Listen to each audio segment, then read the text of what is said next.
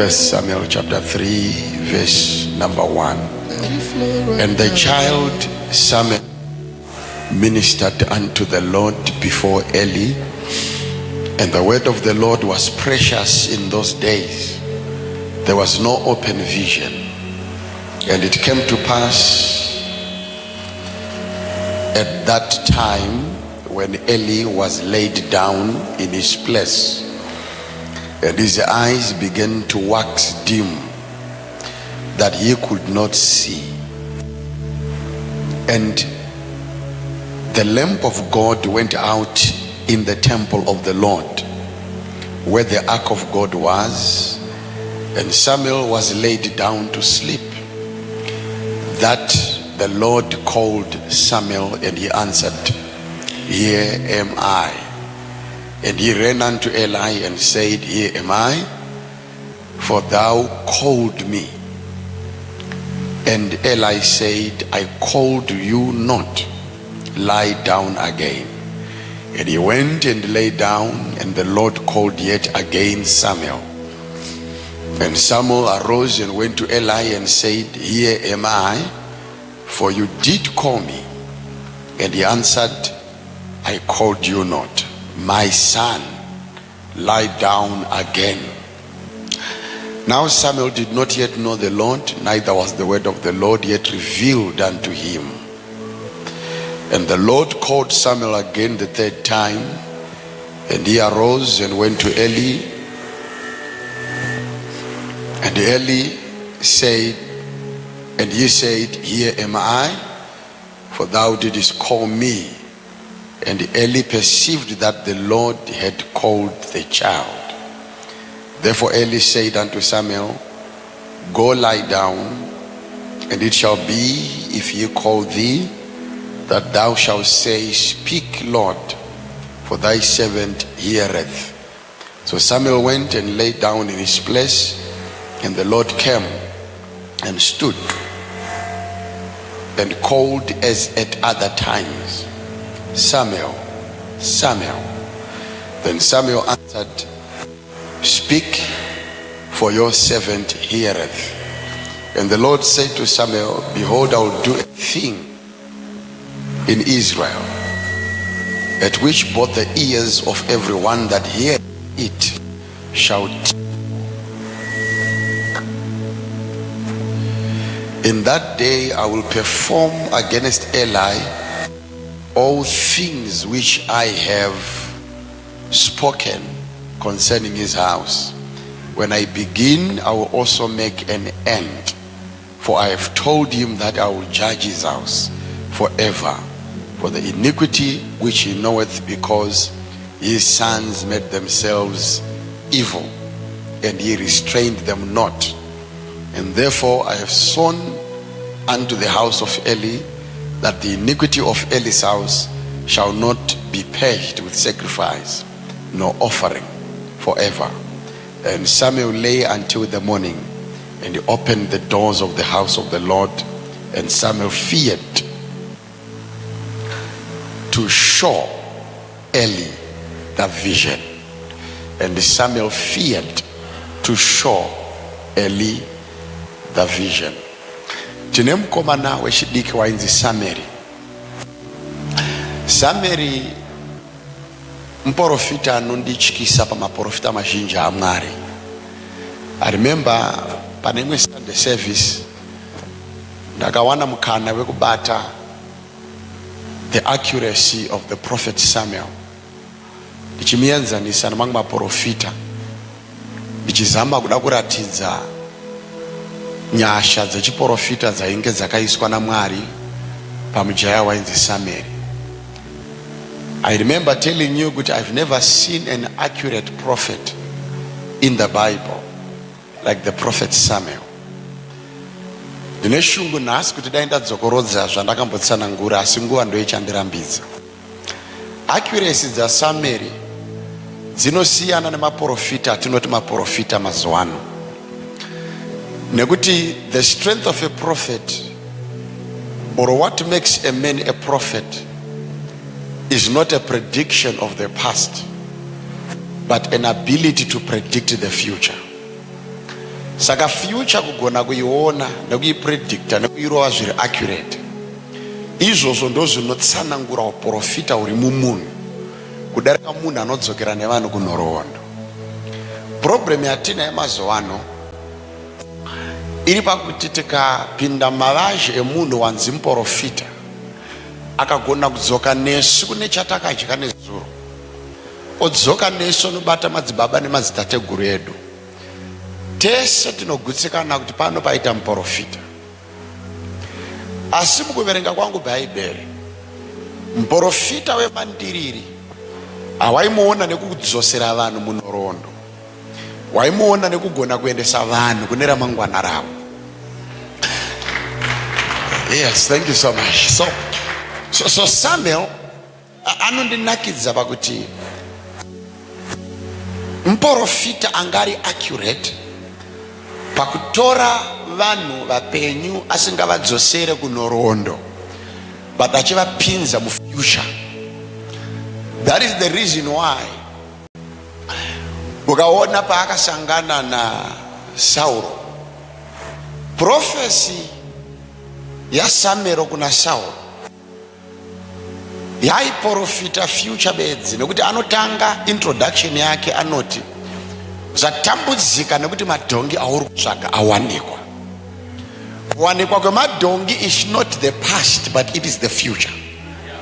Urege kuchema ndiri kuziva chawavinga muguta rineri madhongi, pandoda kuti uzive kuti madhongi auri kutsvaga imviro dzaMwari dzakunangisa pano kuti titange kukuratidza future yako uchibva pano kuteira nhasi. So tine mukomana ari kutsvaga madhongi but achipinda mavazhe muprofita, chaari kutanga kuudzwa haisi past yemadhongi akashayikwa but ifuture yemadhongi awanikwa. Muprofita ndokubva amukoka ndokupinda naye mumba ndokudya, handei pakuzononzi chibuda uende, chinzwa mhando yeprofesi yakabuda ipapo. Samuel anotanga kunhonga future achimuudza nzira yaachafamba nayo. Anomuudza achiti shamwari, pinda nenzira yakati, uchasangana nemasoja ekuFiristia, asiye haana nyaya newe. Uchanoona varume vakabata chingwa, vakabata zvokunwa, vamhorese vachakupa chingwa, chitambire vachakubata norugare. Uchibva ipapo uchanowana vamwe vari kuprofita, pinda pakati pavo, kubva ipapo uchaprofita. Vanhu vachaziva kuti naSauro unoprofita. Zvese zviri kutaurwa izvi is the future, and the accuracy dzacho ndichiri kutsvaga nanhasi mubhaibheri. Munhu anogona kufamba mune ramangwana remunhu zvekuudzwa kunzoka tena nepakati uchanowana kwete zvakaitika sekuru vasati vaberekwa, zviri kuitika uchibva pano. Uchibva pano uchaona nhingi, ukaona nhingi pfuura nepakati. Vanomana namai, kunyange tikazvitadza ndomunamato wedu iwoyo. We need to know God kusvika palevel yekuti hakuna chinoitika mangwana Jehovah Mwari asina kumbenga achipenengura mukati melife yedu. Tinoda kumutsvaga Jehovah because Samuel no anomanifesta this God, anoprojecta life iri kumberi kwete life yanezuva.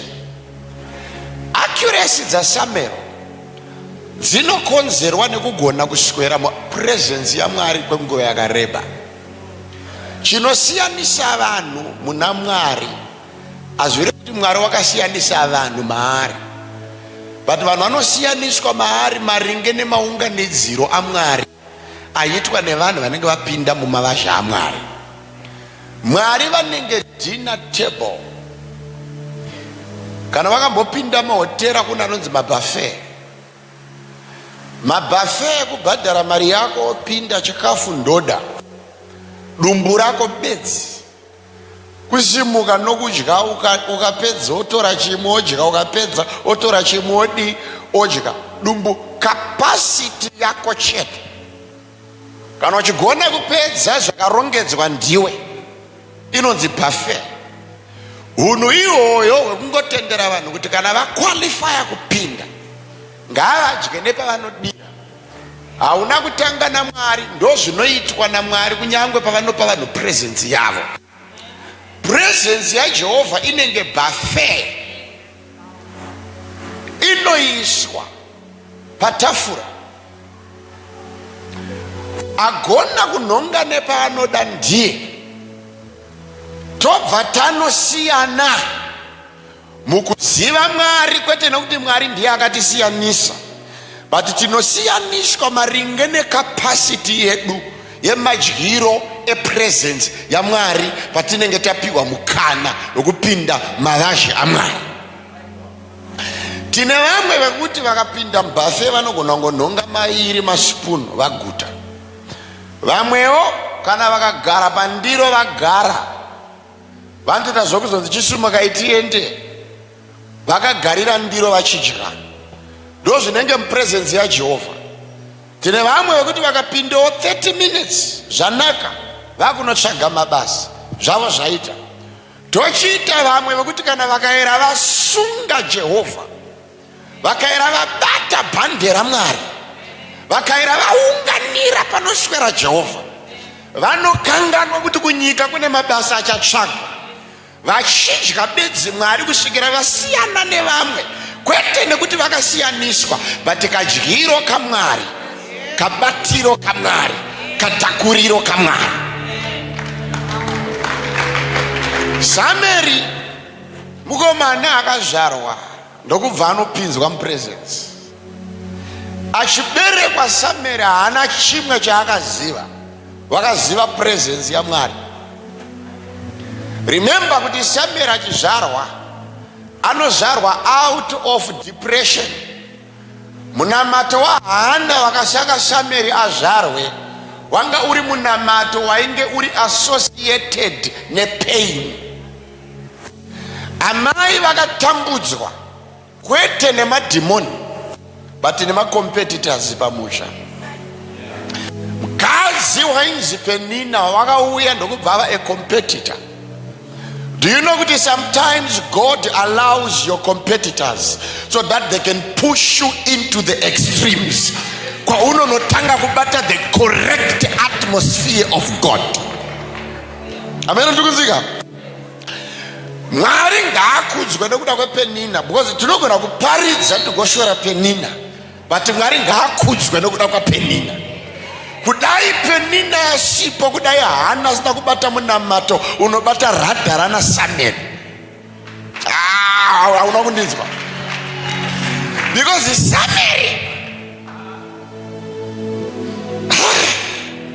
Sameri iresult yeprayer. Kurava kuti Sameri aigona kuberekwa nemunhu wese zvake, agona kunyudza gejo kusvikira adzika panobatwa vana Sameri in the realm of the spirit. Do you know that every miracle, every answer ye prayer inodeterminwa nedepth yekutsvaga Mwari? Kurava kuti manifestation yeprayer yako inotsanangura depth yematsvagiro ako aJehovha. All right. Ini ndiri kufunga kuti Hana aigona kuberekwa naPenina. Kudai Penina akatsvaga tsvagiro kaHana, but Penina haana chinhu chaimusunda kunobata mabhandi anozvara naSameri. Ndokubva Penina ashanda as an agent yekunononesa Hana kuti Hana ndiye ngaanotsvaga denga kusvikira anobata mitsetse inoswera maprofita anonza naSameri in the spirit. Usarwadziwe kana vakakushora iwewe, usabatikane kana vakarwa newe. Your enemies are divine. Your enemies are also angels of God. Your enemies are also in the plans of Jesus. Paitoda Penina, Mwari ngaakudzwe nokuda kwaPenina. Penina ndiye akanamatisa Hana kusvikira Hana abata minamato inobata ana Sameri. Shamwari yangu, mhandu dzako idzodzo Mwari ngaakudzwe nokuda kwadzo. Ndodzasaka dzimwe dzacho usvike pano patakuda kukupinza prayer inokuberekesa imba isati yambogarwa nani mudimension revakazvarwa newewo. Minana munzvimbo dzemweya dzinenge akomana ndotsanangura sei ndinenge ndichasiya nyaya inogara mumapako. Minana kune mapako emweya akatakura minana mapako emweya ukabvunza isu yamakomo anokudza kuti every mountain raunokwira rine marange.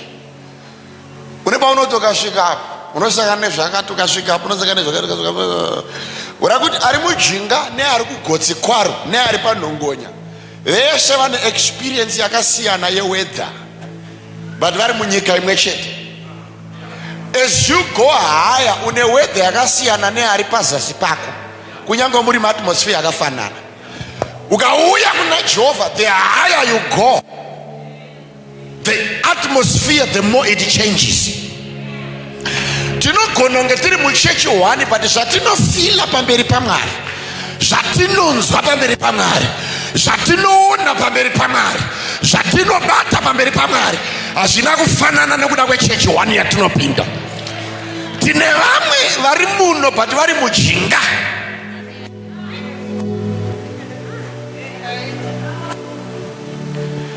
Tochiita vamwe tinavo but havasi mujinga. Mune vamwe mhepo yavanonzwa yakasiyana nevamwe.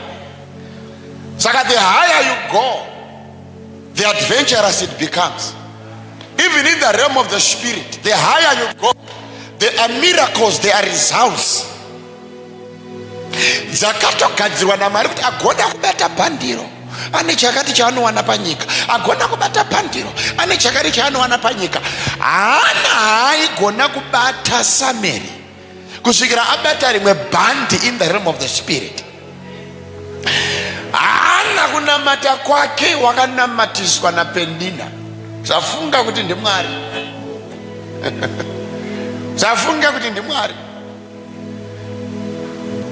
Mungafambe mukati Hana was a prayer warrior. No, Mwari ngaakudzwe, Penina ngaakudzwe. Mwari ngaakudzwe nokuda kaPenina.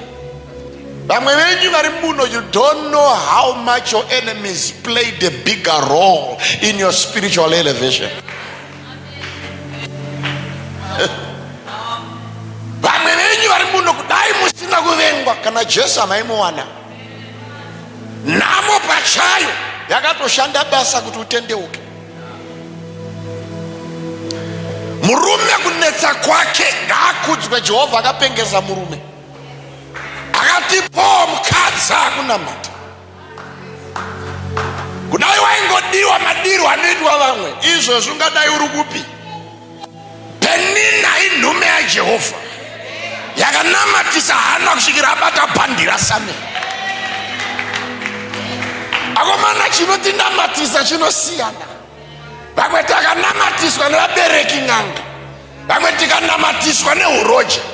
Nhamo iyoyo haina kuuya nje, yakarongedzwa naMwari kuti tibate mabhandi anoera. Tichibva pano manhera nhasi toda kukubatisa mabhandi anoera, toda kukupinza mushinda dzinoberekesa naSameri. Toda kuti uone kuti your Samuel is possible, but there is only a dimension yaunoda kupinda kuti ubate Sameri. Varavara maenda kukudzai chokwadi hatina kufanana. Kudzari pedyo nomudzara hana kufanana newe. Varavara mai hatina kufanana, hatina kufanana. Tine mbatya dzakafanana but pamweya takasiyana. Vamwe vedu tine nhamo dzakasimba dzinodhitemaina mandeminamato yedu. Ukationa tikasunga prayer, we know where we are coming from. Zviruti tandanisa tinozviziva. Mhando yaPenina ari kutinetsa tinomuziva. We cannot afford kuti nyika itiseke. Tinorambira paprayer kusvika Sameri azvarwa chete. Imagine kuti Hana ita achidzoka aisvikowana Penina akaunganirwa nevana, matangwe, mhandara, iyo pindomba makahana kana popiwo zvaro nomuti Hana Bibheri yobva yati zvoni Erikana waida Hana kupinda Penina. Wakamboiverenga? Iye anodiwa haazvare, adiwa haazvare, asingadiwa unozvara. Hana haana kugutsikana nokudiwa nomurume. Uriwo waingoti chero murume achindida. Ambisirwaise kuti chero ndichiroja, chero rendichibatika, haisiro nyacho. Chero ndine kabasa kuna amwe asitomborina, no. Chero ndichigara mukwadzana, akakudza kuti Paragraphia inogarwa nevatumwa ndiani? I was wrong, ndine imba yangu muno, akakudza kuti UK ndekwengirozi ndiani?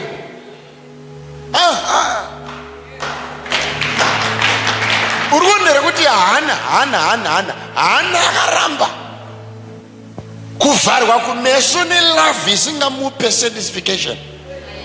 Chiri kudiwa naHana haasi murume, kunziwo mukadzi panyika. Chinokuita mukadzi kuyamwisa. Ini Mwari ndaneta nokupiwa rudo nomurume, ndisina chinodipo kudzidirani panyika. Hana achidiwa kudaro naErikana anonzwa kuti hazvina kukwana. I need something deeper.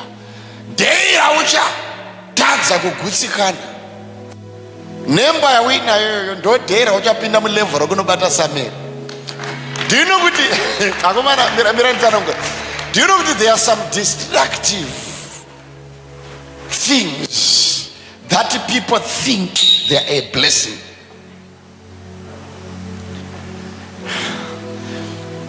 Tunokudistracta uchifunga kuti blessing.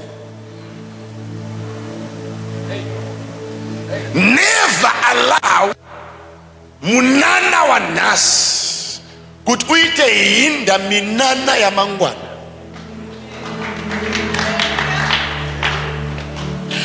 Kupiwa murume akanaka munana kuna Hana, because vanonetsa vakanaka.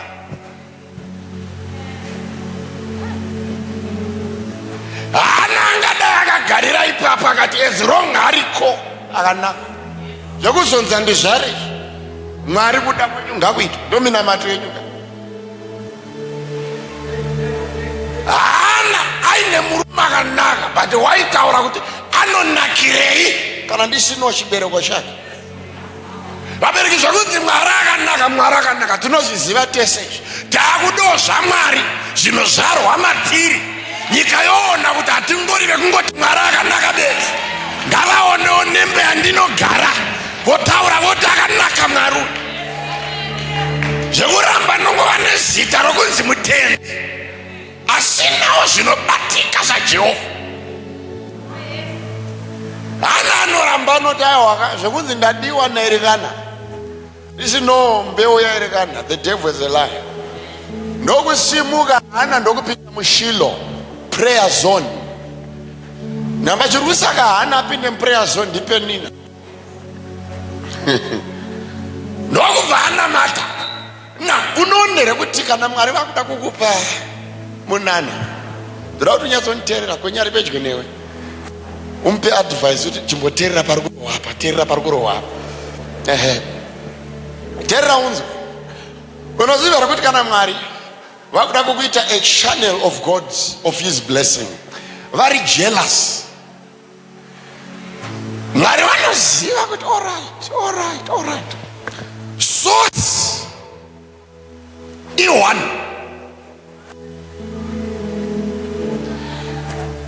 Chese chinonzi mwana chinobva kuna Erikana ndososi. Vakazi ndokubva vaita vaviri. Kana ndozoda kuti Samueri azvarwe, hazvingangodaro here akabuda kuburikidza naPenina. Ndichida hangu Hana. Ndava Hana naPenina vese vane access to the source. Ine mikana yekuvapa Samueri. Mwari ndokuona kuti Samueri mumusana waErikana anenge wechi11. ndokugara abata mimba yaHana iregedze kutakura mapenzi. Penina ndokubva mutakuri wema-rejects. Mwari vachideposita nekubvisa ma-rejects. Vakamirira nguva yavaiona kuti Samueri unenge wapedyo. Tovhura here mimba yaHana inofanira kutakura zvinokosha. Saka time yese Penina yaaizvara nyambisirwa ayewa zvisabatikane. Vari kurasa zvisina basa zvingadai zvakapinda muchibereko chako.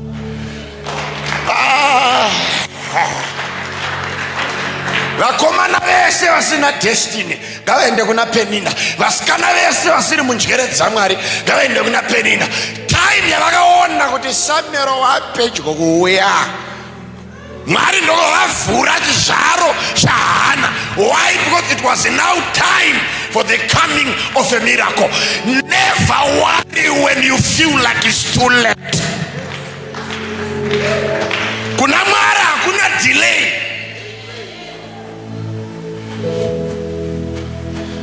Unochema kuti nai Mwari sei zvangu zvanonoka, zvaMwari hazvinonoke.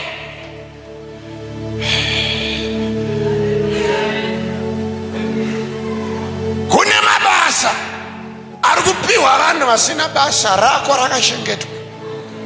Kune mikana yauri kuchemera iri kunzi iyi haina basa, varegeze vaitore, wako uri kuuya.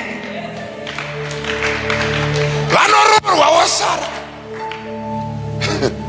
Yambisirwa varorwa nemadzenga. Vanobikira vakadzi morning breakfast ndo vakachengeterwa. Zimba dzemandiri ndo dzavakachengeterwa. Do you remember kuti pamushando weKana Jesu unoshambira mvura kuita waini? MC vanoti kudii? Unonzwa vanoti machengeta waini inonaka nazvino sei. Kureva kuti zvinobata rurimi rwevanhu hazvaitarisirwa kuonekwa leta. Zvainzi ndonga zvitangwe nazvo izvozvo. But the devil is a liar. Pavaifunga kuti wapererwa vachakuwana ndiwe, wakabata minana yavainamatira, vakaona kuti pese paipembera Penina waipembera nezvisina basa. Ndoda kumbokuprofita. Anoprofita here? Mwari ngaakupe kese kawakashemera, kawaifunga kuti kakatsvedza akachadzoka, kawaiona ukati aka ndoka ndiri kudaka. Mwari ngaakudzosere kakanaka kudarika kawakayemura nezita raJesu. Ndino kuti Bhaibheri parinoti zvausati waona, zvisati zvapinda munzeve dzako kana kugara mwoyo wako, ndo izvo Jehovha zvaakakuchengetera. Unozvatire chirevei? Unoreva kuti imba yauri kuda iwewe kana wakaiona haisiriyo. Motikari yauri kuda kana wakatomboirota haisiriyo. Mukomana wako kana wakambomona papikicha wakamuyemura haasiriyo. Kune chiri nani kudarika chawakayemura. Kune zimba dziri nani kudarika dzamuri kuona. Kune zvokufambisa zviri nani kudarika zvamunoona vichifamba nevamwe. Vakomana, kune life isati yamboonekwa neziso remunhu. Iwewe Penina, takura ma-rejects. Tikachengetera Hana zvinobatika. Ndiwe Hana here uri pano? Mwari ngaakupe zvinobatika. Ukaona chikatorwa hachisi chako, chiri kutera chinani kupinda chakatorwa. Ukaona kana vakambokuseka, ndo zviri kuita candidate yekusimuka masinera anazvo. Vamwe venyu magara for years, hamuna chamunogona kuti chinobatika. Pemberera paservice ino because zviri kubatika chakutera nezita raMwari une simba manera anazvo. Mwari ngaakuvhurire madoors kusina akambenga amapinda. Mwari ngaakupe pokugara pasina akambenga apagara. Mwari ngaakupe chokufambisa chaunobvarura wega mapurasitiki. Ndati mapurasitiki. Akomana, ndinoona ari kundinzwa here bana. Ndinoona ari kundinzwa here bana.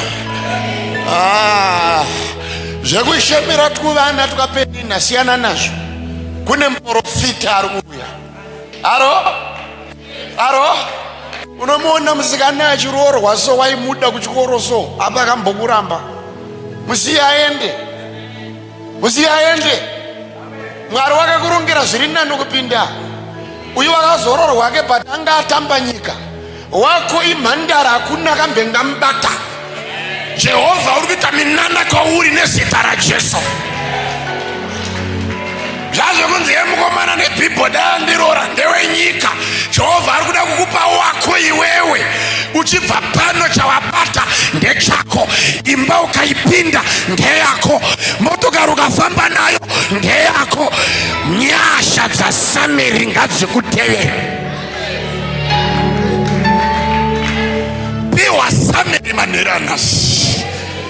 Piwa minana isina noronda. Batiswa mari isina nogona kuiverenga. Akomana hana akatana mata. Ndoba akaona kuti pesa apa ndaichemera marejects. Pesa ndaichemera marejects. Andaiti Jehovha mandirasireiko marejects. Ukaziva Mwari zvavakakurongera, unonyara nemimwe minamato yamunonamata. I remember nine kamotikari kandaichemera kanonzi kaikaibe ka Toyota Saloon ka 1.2 liter. Ndaiti ndikakaona so ndaiti nai Mwari kana akawo here zvekuchema kubata mutsanyo. Chikumbira Jehovha Toyota Saloon. Bada kumana Mwari atisata muziva. Unoziva ndinondikakaona kana parobot ndiri mudenga so. Ndinombokwenya indoti asama yakamotikara kakambondinamatisa. Ende ndanamata ndapedza anamvira ndakawana kutenge Mwari asingadeire minamato mingani yawakanamata Jehovha kanyarara. Ukanonwa doro wakati Mwari vapindure minamato. Uri kunamata zvinhu zviri shalo mwana wamai. Uri kukumbira marejects. Vanodhisevhana napenina. Zvako hazvina mbota zviona. Oh yes. Akomana, Mwari ngatibatsire tiregera kunamatira marejects. Tigare pasi. Uchikumbira marejects. Jehovha ndipewo kakati nyamba marejects. Mwari anoziva chakakunakira. Mwari anoziva chinokusimudza. Mwari anoziva chinokuraramisha. Mwari anoziva murume anokuchengeta. Akomana, I remember one day ndichirima kwandaigara nandakachera tsime. Mwana wangu wekutanga akabva kumba ndokubva atanga kufamba akananga kutsime. Ndokumuona ndichidiridza ndokumhanya. Ndokunomubvisa munzira yemutsime. Kungomutakura bedzi kumubvisa munzira. Sandi machemera akaita. Kwaari kunzwa ndadisturb freedom. Nandichizvifambira. Kuti azive kuti abviswa mutsime, azive. Nzira inanga mutsime hana inazvo. Chaari kuchemera ifreedom yake. Kangani Jehovha paakatadza kukupindura.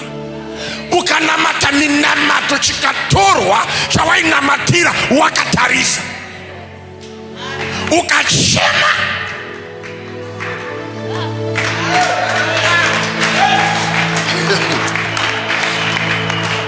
Wachibatira mutsanyo chinosuduruka wakachitarisa. Ugoona mumwe achipinda basa wakatarisa.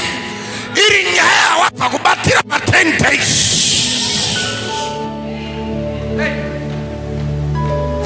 Unoshora denga nevatumwa varo. Ngambisirwa Mwari waiziva kuti ukaroorwa netype idzi, ukapinda pabasa retype idzi, ukagara mudzimba dzetype idzi, akomana kana Mwari vakublessa, Bible rinoti the blessings of the Lord maketh rich and it adds no sorrow. Unororwa nemukomana anokubvisira mombe dzese dziri palist dzigoya kuita zvekusiya ndove pamusha, kwete iri mari mombe iyo erengai mombe dzenyu dzigoenda. Dumbu ramai kana chikwereta kuna chinosara, zvese zviri kudiwa ipapo, agosiya futi neekoko pamusoro. Ndinoda kutenda nemukadzi yekoko uko mhanya kuti Jehovha mandidayira. Wazomumba unorangaridzwa everyday mombe dzakaenda kwa baba wako, kungotadza kurara bedzi ndakaendesa mombe, kuti uridze ngonono rara zvakanaka ndakaendesa mombe, ukati uya kuno ukati ndakaneta unzi iwe ndakaendesa mombe. Hauna pauchadzikama yangonawo yemombe dzakaenda. Unoshiya kuti akomana ndagomuranda wemombe dzakadyiwa nababa zvichida makafu. Kune mamwe atinoti makomborero nambisirwa anodzoka tipinza muhuranda. Tina zvikomana zvimwe zvatinoda zvichida ndo zvichatihurira zvokusvika pakunozvisungirira. But Mwari unoziva chawakanakira iwe, upaziva chakakunakirawo.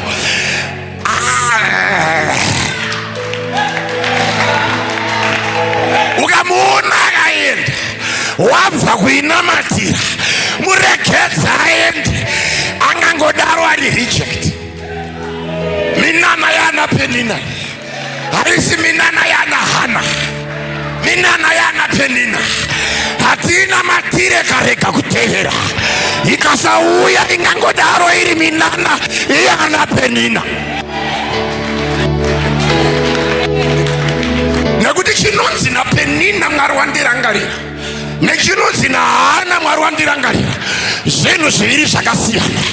Hana haangodi mwana, Hana anoda mwana mukomana uye muprofita uye mutongi uye muoni ari muranda waJehovha. But kwete Penina, chinongoti mukomana kuna Penina, Mwari ngaakudzwe.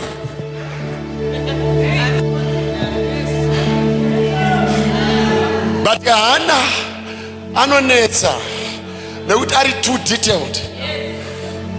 Hana ari kuda muprofita, haasi kungoda mwana. Hana ari kuda muprofita anoona, haasi kungoda muprofita ari mwana. Hana ari kuda mutongi. Inonzi sunga one sunga dozen. Ndo munana Jehovha wakukupa manherana, uchapiwa chichakunyaradza.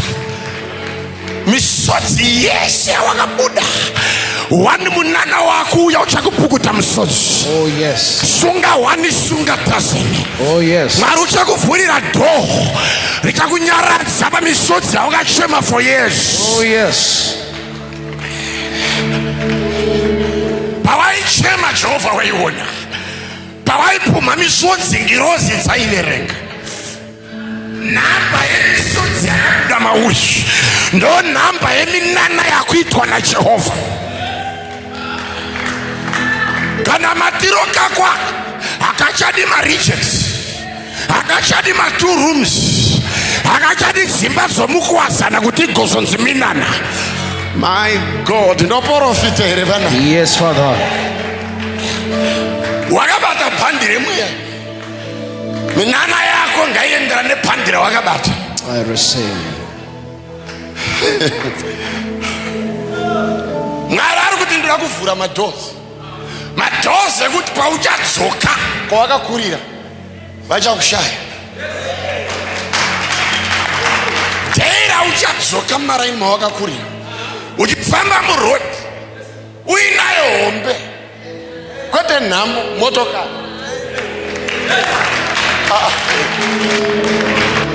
Wakabva une nhamo hombe ka uri kudzokera wane motokari hombe, uchita mapoto ekudongorera kudai soti akomana taipfuura seiko panapa?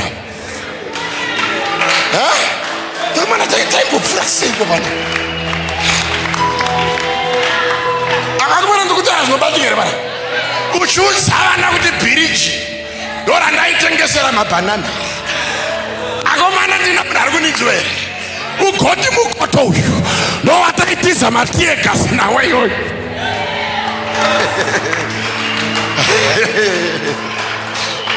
Nena ushaona misodzi kubuda. Namisingwa kushema vana kuti mbereke makabva pakada. Akomana kuna Mwari anosimudza marombo.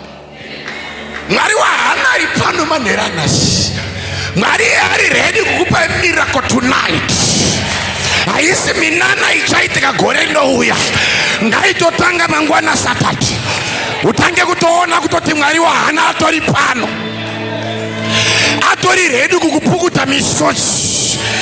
Atori ready kuenda newe UK. Oh yes. Atori ready kuenda newe kusina akamboenda. Oh yes. Mama. Tina Mwari anoshamisa.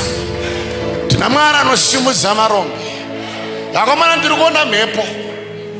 Makanika waikanika dzevamwe. Birita waivaka dzevamwe dzimwe. Mwana musikana webasa waishandira dzimba dzevamwe. Chirega uone Mwari wahana. Nyika ichavhunduka. Ndadikuwadzana ichavhunduka. Oh yes. Kuona Imbenge ari musikana webasa. Oh. Ndiye haakushandawo nevamwe vasikana, iye ndiye atenzwa varanda. Oh yes. May favor locate you. I receive. May your doors be opened. I receive. May you grow 3 times better than you are today. I receive. Ana maari muna Samuel. Maari amuna zvikomana zvisina matumbu. Shamwari tumwe tumbimba twaruko chavadai mangana mwana nasta mwana nyarara. Anouya ari mwana agokurovera mbanje nedombo rinodzi guka. Zvaunotukana Mwari wacho akakupa mwana. Kuti naye Mwari mandisekerei kusvika. Kupiwa mwana wokuti uchipinda padhoo akakutarisa sonoti you look familiar. Akabatwa.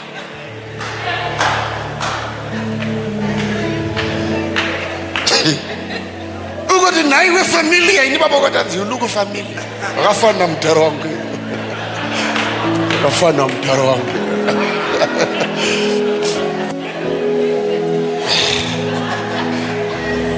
Waingoti Jehova mwana. Haisi nauye kuti Jehova mwana. Tirikuda mwana anotonga nyika. Tirikuda mwana anoyera. Tirikuda mwana anoremekedzeka. Yes. Tirikuda mwana anotanga zvinobatika. Oh yes. Tirikuda mwana anondinyaradza. Yes. Tirikuda mwana anondirangarirawo. Yes. Minana ngaive specific. Haisi nauyo kurorwa. Toda murume anondibhabhadzirawo. Toda murume anonditsvoda pandinenge ndashema. Toda murume anondigirawo breakfast ndakarara. Toda murume anorangarirawo vabereki vangu. Oh yes. Toda murume anonditonhodza. Yes.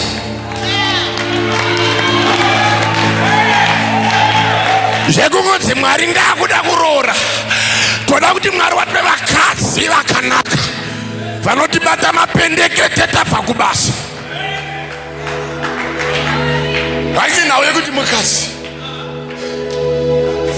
Nekuti ukati mukadzi vakawanda, madhirezi akawanda mumastriti, unopiwa mumwe nekuti akakubikira kudai so. Domasi rinenge riri kwaro, onyeni kwayo, mvura kwayo, nyama kwayo, hove dzinenge dzichadhigita. Iri ndiro yapakwa. Mafuta akaita zvimaraundi pamusoro pehwa. Ziso rehove rakashena kutenge richatanga kuswima zvekare. Ari mukadzi wawakakumbira ukati Jehovha mukadzi. Vabereki haana kana kukumbira mwana. Apiwe nemunamato anopiwa naMwari vanonamatwa.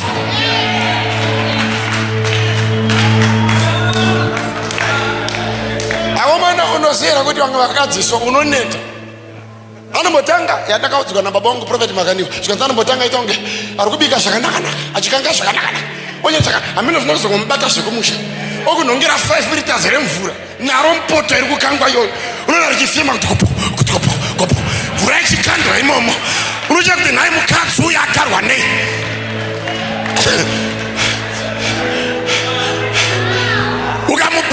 vakadzi chitokanganwa restaurant yakumba. Tiri kuda zvinhu zviri special, hatisi kuda zvakajairika. Tiri kuda vana vari special, hatisi kuda vana vakajairika. Tiri kuda dzimba dziri special, kwete dzakajairika. Hana wakarola prayer, akabata bhandi rasameri. Toda kubata bhandi ukavanzwa makorokoza kuti tikuda kubata bhandi. Anoziva kuti ukaribata bhandi nenhamo yako yapera.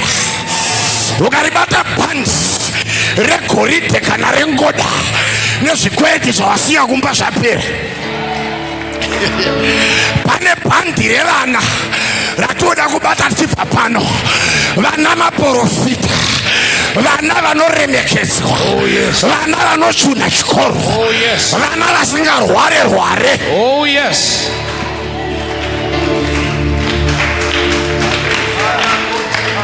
Hatichangodi tikuminani. Kanongouya katosakati. Umwenzi motikari yauya yatobondera, yatoponja, yatofa. Makutogara zvikwere nemazizimo. Huku zvese nehangaiwa. Blessings anodzoka uita kunge tocha. Unomuka makiseni so uchifamba netsoka kwenda kubasa iripo. Zvako kuigeza bedzi dust. Unorangaridzwa nevana vemaraini yanyorwa kunzi washimi.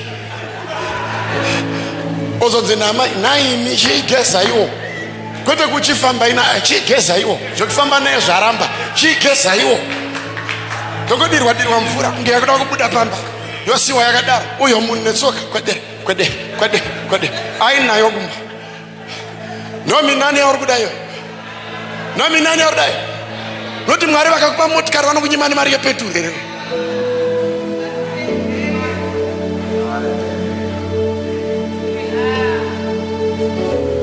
Mwari vokupa imba vokunyimani mari yemagetsi. Wanayo imba mvura yavharwa magetsi avharwa pachanakidza. Ndaiudza mumwe munhu nezuro ndikati, what is more important to God is maintaining the blessing, not acquiring the blessing. Saka time of delay, usafunga kuti delay, time ye training to maintain the blessing. Kuna mara, kuna delay, kuna training.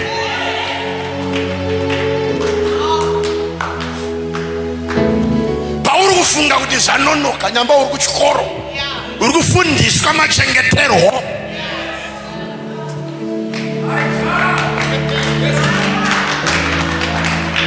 Iwo ukanonoka kukura, uri kunonoka kuunza.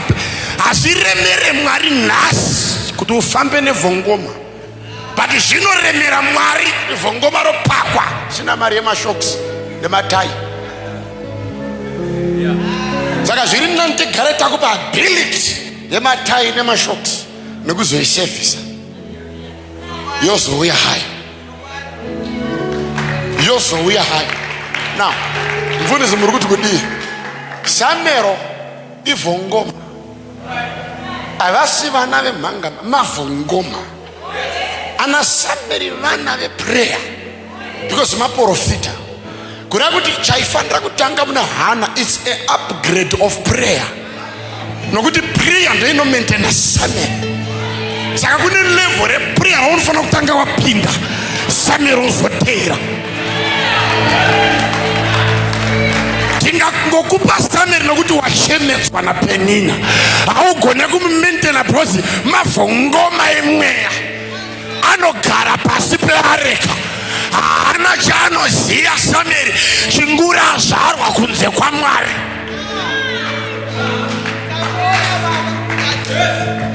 Sameri haana musikana waakaziva, haana kireshi yaakaziva. Wakaziva Jehovha nekuti wakakudzwa ari mupresence yaMwari. Iwo kamushemera tikakupa usina munamato unomumaintaina, haugone kumuchengeta panyika yavapenyu. Tigare pasi misha.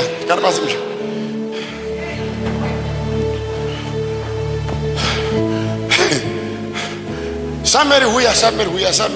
Now, from the day Hana yakakumbira Sameri, Jehovah waisa zvigona here zvekumupa Samuel. Ukati kwete unonyepa.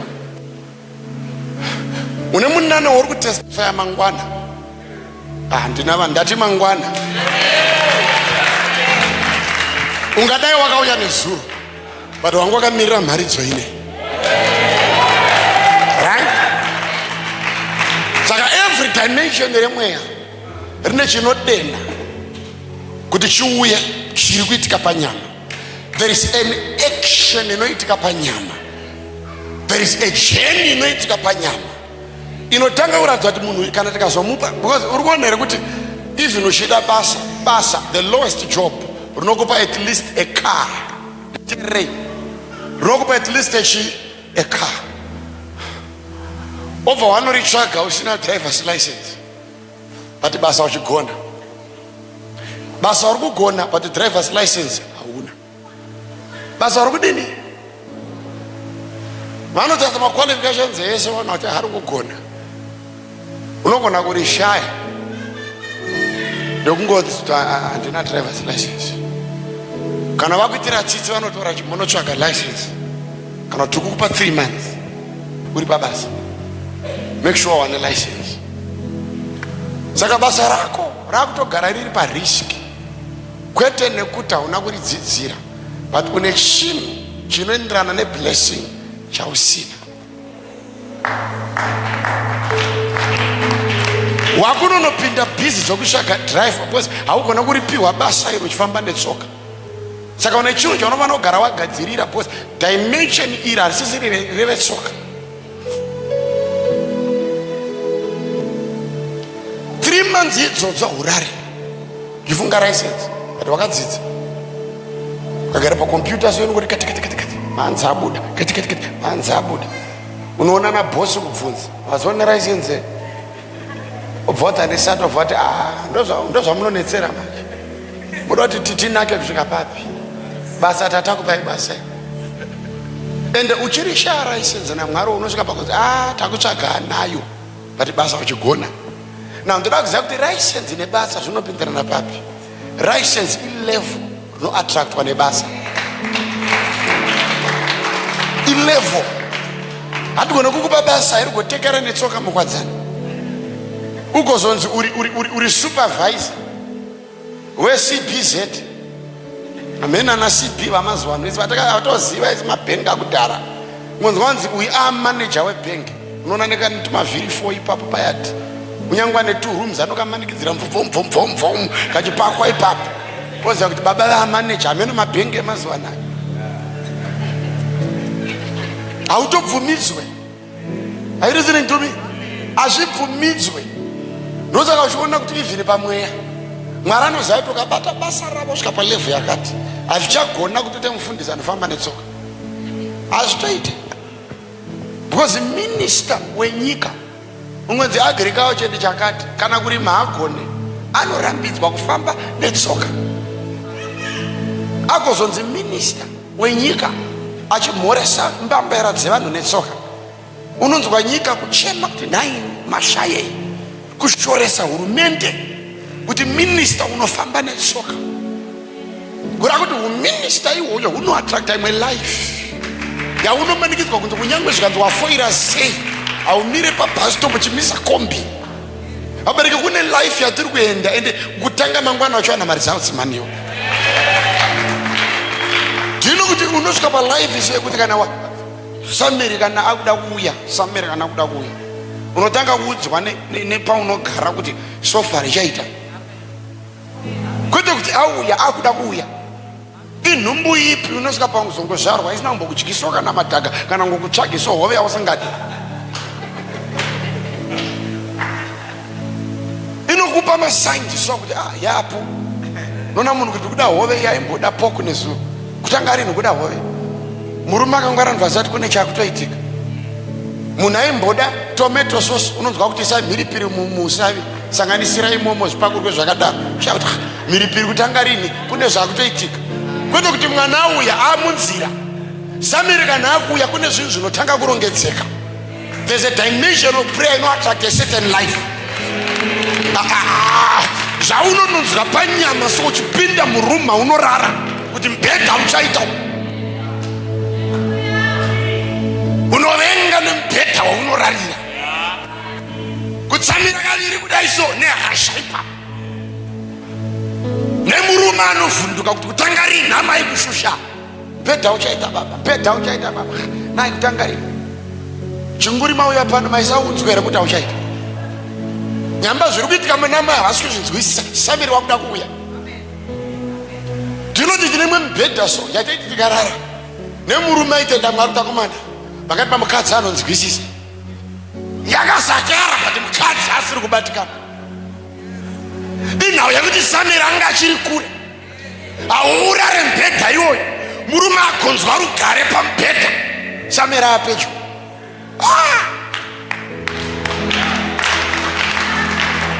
unovenga nemadziro emba kutarita madziro so ane zvidhina zvakasvipa simendi kutanga kupopota sekunenaima hakunere dzimwe dzimba mukwadzana samira apedyo dati samira apedyo dati samira apedyo dati samira apedyo ino kuti ini ndine rimwe dheso randakatanga kunzwa kuti samira wangu akuuya taigara mamasofa namai ekuti ukasagara zvakanaka wairwa manhede saka tatine mairi anga akanaka ainge akasungwa mawaya namai ndokubva vatora hembe dzevana ndokuisa mapiro ndokubva vaita chi mastafu ndokuwaridza mashira iwayo ndo ataitemba namaya kuti kana vaenzi auya vanozorora vari apa ukakuitwa miedzo iyoyo tinonyara saka vaiti vakupinda vaenzi mumba inini baba ndainyepedzera tsika dzekugaidha vaenzi kuti garai zvenyu nechepapapa kunge rudo garai zvenyu neche yamakuziya kuti akada kufarisa kuenda apa tinonyarira menzi ini ndini muridzi waro sofa ndaizonogara ipapo ndichiriziva kuti unorova nekona yakati kutenge wakarelaxa uchiziva sofa rako havizi ndumi ndakarigarira sofa iroro 2 years kubible college 2 years handaibatikana nazvo chirekaone samira kuda kuuya ndakaudza mai vakuti buritse sofa munomba sikatoita sei ndikati tai huni sikatoita huni so ndikati huni hazvisite dheti huni hazvisite dheti ndikadora ngarinde panze rakarongedzwa sofa rakaenda panze tikatanga kugarira macheya echechi epurasitiki wani pakonapo wani pakonapo wani pakonapo ndikati zviri nani kugara usina pano kufunga kuti unazvo ndicreate space yasamuel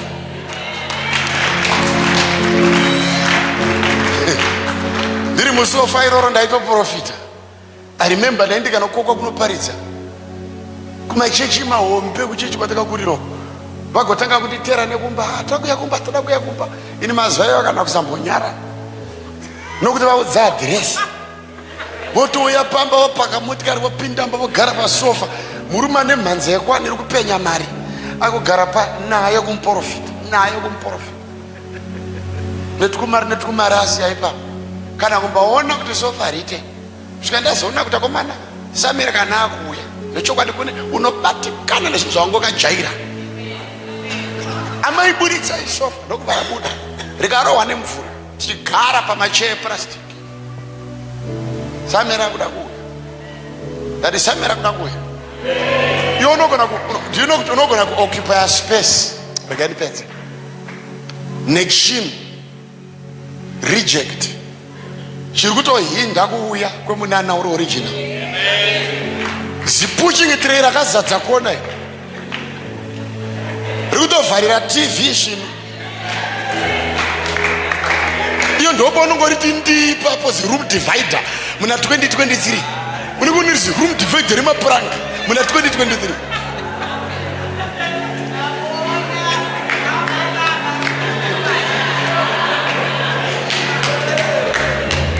amutarise futi mutarise ripasati pako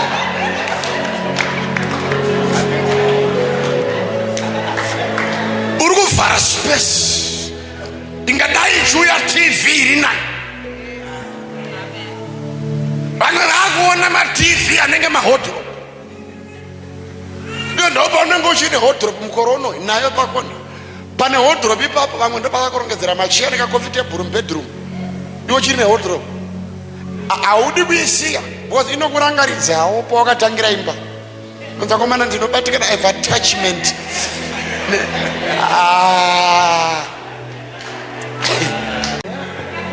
apo ndomufundisi ndopauri kutanzi kakabude kanobude kachenda pasikana.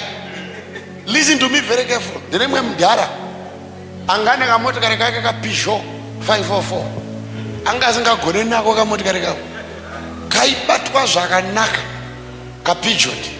And waizoti mukatanga kuita debate naye pamusoro pemotikari nyowani aikudza kuti dzamazuva ano dzinangana basa obva akupa maadvantages emota dzakare wairoerwa zenge kunzi inzwa izenge inzwa yako yobvanzi ifiber unzi uri kuona inochinja magiya yako iyi maauto unosara uchinzwa kunge dzamazuva ano dzisina basa.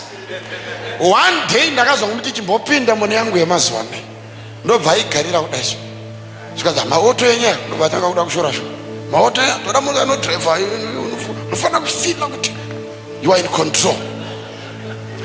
Ndikati mudhara chingodhiraivha izvipereka ndobva angoisa mudhiraivhi kudai achingosimudza nhingi yanga mudhara wechikuru ngosimudza mafuta vhetaka kufamba egazo anzi yakutenda ngati yakutenda mudhara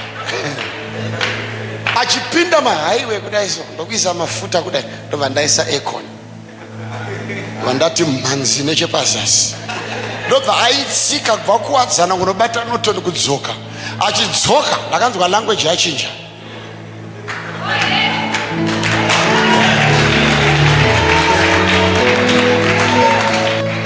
ndikati manzwai mudhara zvikanzi ndodza kuda vechikuru manje idzi hauise simba rakawanda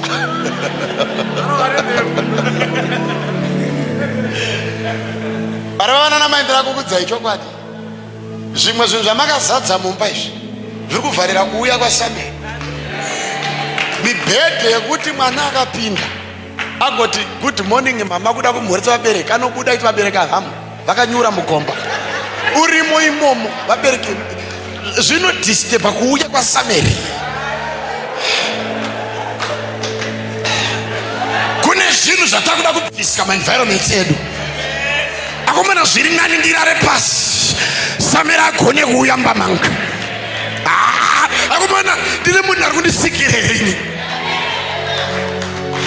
inini baba venyu ndakatanga nazveni ndakarara pasi namaya ndine mwe mbhedha wangone metiresi yakazara hembe hauchabhamba hauchadii uri kurkurara pasi satani soka the devil is a liar. Ndakazo adzimai vangu vachibatsirwa mwanangu wechitatu taibva kunoparidza kwamasiyarwa ndokufonerwa zvikanzi mukadzi atwa kuchipatara. Ndichipedza kuparidza manheru senguva dzine dzinobva ndapinda murodhi kubva kwamasiyarwa ndokudzoka kuHarare. Ndandine shamwari yangu kuBible College vanonzi Apostle Mutanda. Saka tapedza kuona mai kuma10 tadzoka kumba tigara muhanu hande tinorara ndikati papa uchangoraro mini handisahwiro ivavo takaitwa musikanzwa vanangopinda nemubedroom angu imomo namai tikati ngatirare ndobva angorara sichamwari angu tararapo tarara gumbezi rake achimuka makiseni akamuka achida kubvunza kunzwisa kuti mubhedha wako iwo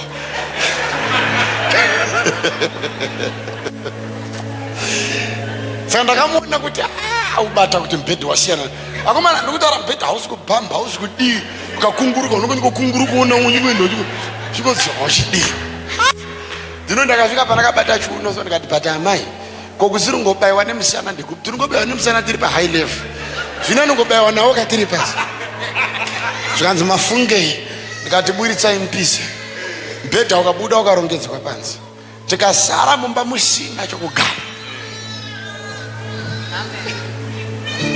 bedroom hamuna chinhu mudining hamuna chinhu munorara vanowa mheno zvakarongedzwa imomo mukitchen uma mune stovu yanirapiwo namufundisi Dube. Mufundisi Dube vakaipiwo namufundisi Chiyangwa.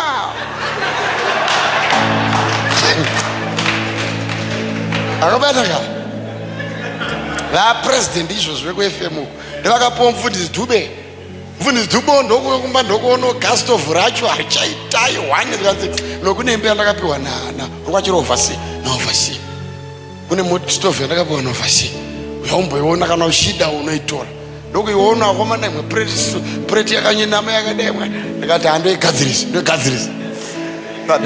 ndakaigadzirisa zvokwadi ngwere ndiyakaigadzira aita zvimastofu pafour apo ngwere ndobva igadzira ngwere mahara ndikatoona Mwari pakugadzirwa stofu mahara ndakaikwesha iri yellow nemafuta isina kugezwa for years ndikaigarira pasi ndikaikwesha kutenga 1 kg vhimu kusvikira yachena kuti mbou ndokuitora ndokuirongedza ngati amai munana. Stofu ndo iri mumba, firiji ndeye decoration haina gas yangogara ngwesa madomasi imomo uchikurumidza kuti ngaakurumidza kupera vanhu vakafunga kuti hapana firiji. Ndikati kuna mai zvese ngazvibude zvinovhirikidza kuuya kwaSamueri. Abereki kune comfort zones anokunyima kuuya kweminana, koita mazonzi anokunyima comfort para chiattracta kuuya kweminana. Zvaitoda kutoti hana abviswe pacomfort ndokusunduruka pacomfort ndokuenda kushailo ndouyawo pashailo nasi wauyawo pashailo handiti wauya here pashailo ndokuvatanga kubata prayer kusvika abata bhandi raSamueri. Newo manheru anaya bhandi raSamueri ndinokupa, minana yako ndinokupa, zvavakanzi naMwari vapanyika yavapenyu ndinorayira nezita raJesu ngazvese kudaro. Vavengi vako ngavatapudzike nezita raJesu. Mazuva ekurwa hondo ngaapere. Tanga kubata minana yausina kudikitirira. The blessing of the Lord maketh rich, and adds no sorrow to it. Vamwe venyu vari muno Friday anhasi ndo bhai nhamo, ndo bhai zvikwereti, ndo bhai uroja. Mazuva ekuswera pamba usina basa apfuura, employment yako kutevera, kasalari kachiuya kupera kwemwedzi, kubva nhasi waayuseful nezita raJesu. Pauro anodaro achidedza muchinda wainzi Onesimus, zvikanzi ndidedzereyo Onesimus, waimbenge ari a burden to me, but now he is useful. Waimbenge uine nhamo usina nokukoka, usina nokuda, usina nokuyemura, asi manheru anhasi Mwari ngaakuite chiyemuro chemaraini maunogara.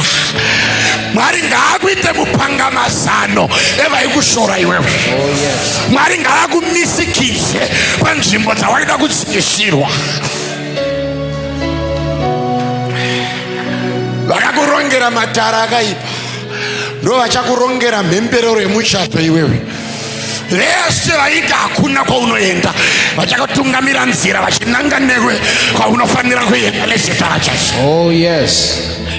Uchajamba magomba akawira vamwe vakafa, uchararama pakafira madzitateguru, chakauraya baba hachikuuraye, chakaponda amai hachikuponde. Nhamo yedzinza yapera manheru anhasi, denga rarangarira muviri uri pano. Zviya zvekurarama uri bofu, madheizi wayapera, wakuona nezita raJesu.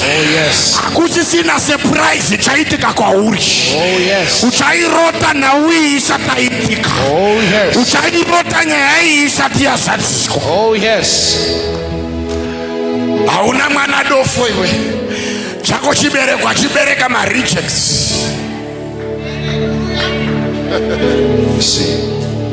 Zvekubereka vana vasina zvavanobata, vana vanoshoreka panyika yavapenyu, kugara pamba pasina direction, murume asingarangarire kana rudo haruzive. Ndinorayira nezita raJesu manheru anaya. itama wekwe nerugare, itama wekwe nekufara, Oh yes. itama wekwe neminana. I receive. Kana ndiri muprofita waJehovha, ndinoti chaunobata uchibva pano ngachirarame nezita raJesu. Chauchataura uchibva pano, Oh yes. ngachizadziswe nezita raJesu. I receive. Chaucharota manhera anhasi, Oh yes. ngachiitike mangwanani. I receive. Ukatsika paunenge wada, Oh yes. nyika iyoyo ngaive yako. I receive. Ndinorayira somuranda waMwari, Oh yes. bata bhandi reminana, I receive. bata bhandi rerugare, I receive. bata bhandi rekufara. I receive. Samero ngauye, Oh yes. minana ngaiuye. Oh yes.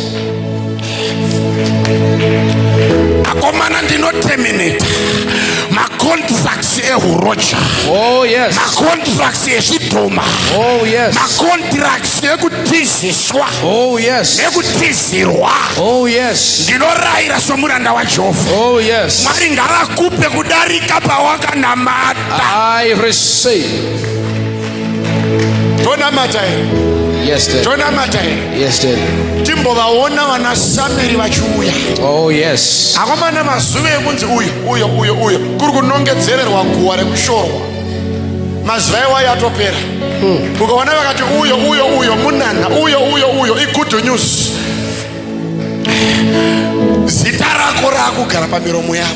I receive. Vachiyemura mhando yaMwari wako, I receive. vachiyemura minana ichaitwa naMwari wako, I receive. vachiyemura simba richaonekwa pauri iwewe. I receive.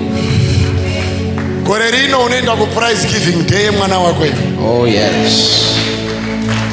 Mwana wako gore rino anodetserwa kuprize giving day iwewe. Oh yes. Vana vama ndiri kutaura ndegere vana vana, nami ndiri kutaura ndegere vana vana. Ndati gore rineri rako zita remwana wako rinodedzwa kuprize giving day. Oh yes. Vanoshamisika kuti mwana wake iye. Oh yes. Mwari wazviita mugore rine. Oh yes. Pataifunga kuti igore renzara. Yes. So there was a blessing reserved Oh yes. for my children in the name of Jesus. Oh yes. Vese vanobata mishonga takuvabata-batao. Oh yes. Vese vakashurikizira takuvashurikizirawo. Vese vakakushora, vakakuseka, vakakuzvidza, vakati hakuna kwaunoenda, wamwaka wedu wekusekawo. Another level. Oh yes. I call it in the name of Jesus. Oh yes. Another dimension. I attract it in the name of Jesus. Ukavuka mana mavi. Oh yes. Nenga ngari kunzwe iwewe. Oh yes. Ukashema misotsi mpreya, matenga ngazaruke. Hauchaterereka kubva nhasi, hauchabatika kubva nhasi, haucharoyeka kubva nhasi, hauna nyama yako ichadyiwa navaroyi kubva nhasi. I command you to be upgraded now. I say now. I say now. Akomana, ndiri kuzvinzwa kuti kune mumwe munhu ari pa-emergency baba. Emergency baba. Pane munhu ari pa-emergency ari kuti naMwari nhasi harifani kudoka zuva uri pa-situation iyoyo. The devil is a lie. Uchidzokera kumba, a new thing is happening. Uchipinda mamako, greatness is coming in. Kungorara hope kumuka, unomuka wakafa iwe. Akutoda kudeclare life usati wadzirara hope izvozvo. Tikanyarara muro anotora advantage, but the devil is a liar. Nekuti Bible inodaro inoti least the devil takes advantage. Isati varekedze varo ine n'anga, usati warara hope tinodeclare life. Usati wakotsira hakuna chikwambo chinopinda mubedroom mako. Usati waridya sadza tinoti rarama nezita raJesu. Uri pano here.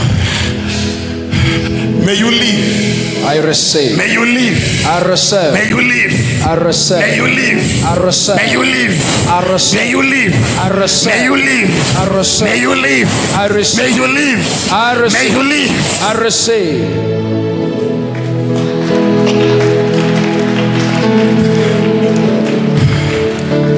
I speak in the name of Jesus, you shall not die. I receive. Your life is now in the hands of Jesus. I receive. Hauna chawakabvutirwa chauchabvutirwa kachipiri. I receive. Mikana yako yese iri kukutevera. Mari chawanda samatombo. I receive. Utafamba nemota dzaunoda. I receive. Mazita emotokari achareruka kwauri. May you receive the blessing of Abraham. I receive. As far as you can see. I receive. As far as you can see. I receive. As far as you can see. I receive. As far as you can see. I receive. Receive that land.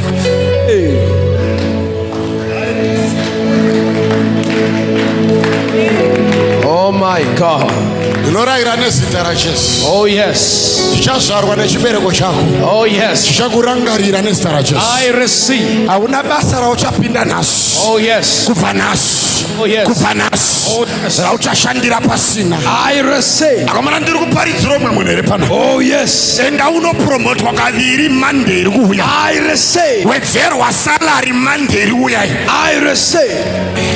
September ngareke kupera. I receive. Usina nyasha dzekuitwa remembered. I receive. Ngati September ngareke dzekupera. Oh yes. Usina kupiwa stand itsva. I receive. Usina kupiwa motokari itsva. I receive. Usina kupiwa munana mutsva. I receive. Usina kugadzirirwa chitsva. Oh yes. Behold, the new is coming. Oh yes. In the name of Jesus. I receive. In the name of Jesus. I receive. Chese chinhu chakutevera patakuda kunamata. Wakuteverwa nenewness. Oh yes. That newness. Oh yes. That newness. Oh yes. That newness. Oh yes. Kana iri motikari iri kuya iri nyowani. Oh yes. Zvekupiwa second hand zvapera. Oh yes. Kana iri imba vakaweka. I receive. Zvekugara makafira vamwe ndinoramba. I receive. Oh yes. Oh yes. Oh yes. Oh yes. I receive. I receive. I receive. I receive.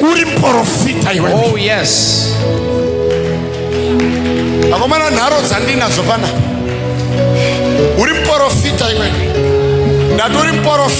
Oh yes. Oh yes. But chinhu one chauri kuitwa naMwari pauprofita uri kuitwa muprofita weprosperity. My God. May the grace that was upon Joseph be upon you now. I receive.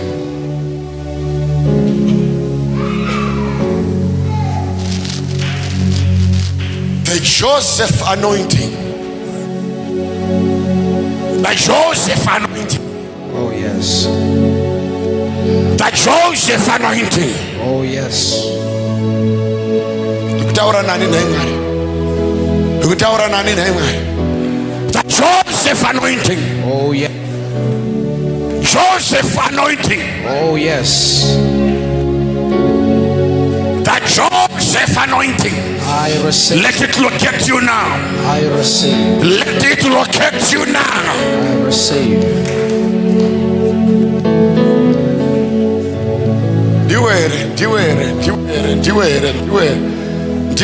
Ndiwere mwamshere ndiratidzewo munhu. Mwamshere ndipewo munhu uyu, ndipewo munhu uyu.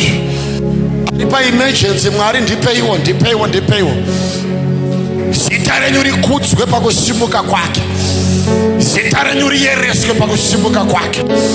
The Joseph anointing. The Joseph anointing. mazuva ekuva muranda apera wakakandirwa mugomba nemadzikoma ukava muranda kwaishimaeri ukapomerwa jeri nemukadzi waPotifa. But today you have been remembered. Today you have been remembered. Today.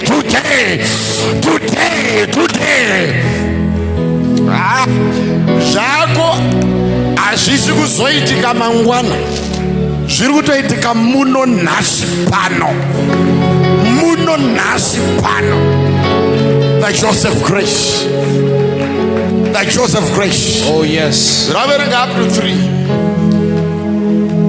Varakandiloketera munhu iye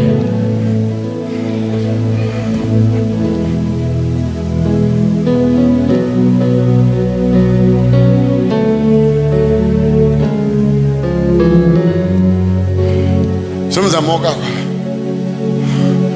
mari vakandiloketerawo munhu iye ndamboshanda naye. Vari vandiudza vakati kunari paemergency. The Joseph grace, the Joseph grace, the Joseph grace, the Joseph grace, the